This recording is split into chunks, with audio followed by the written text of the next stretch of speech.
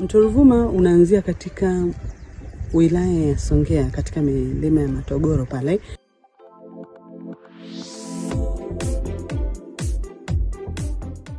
Ukianzia pale unapita katika wilaya ya Nyasa, Mbinga, unakuja wilaya ya Songea yenyewe na Tunduru na Mtumbo na Tunduru, alafu ndipo unakuja unakutana hapa tulipo leo, yaani wilaya ya Nanyumbu.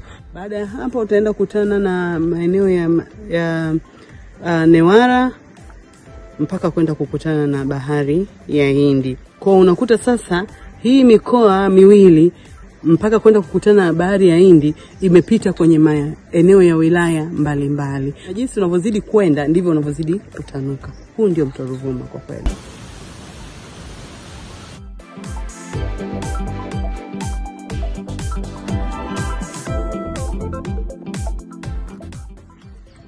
Karibuni sana. Hapa leo tupo katika daraja la Umoja. Daraja la Umoja linapatikana katika mkoa wa Mtwara, wilayani Nanyumbu. Yaani hapa panaitwa ni Mtambaswala. Hapa Mtambaswala ndio unalipata hii daraja la Umoja ambalo lina urefu, daraja tu lina urefu wa mita takriban 720 hivi. Unaweza kaona huu Mto Ruvuma jinsi ulivyosambaa upana wake. Yaani daraja linaanza mwanzo mpaka mwisho, limesheheni maji. Lakini pia unaona pale pana kisiwa Hiki kisiwa ni tayari kizuri kabisa kwa ajili ya michezo ya ufukweni.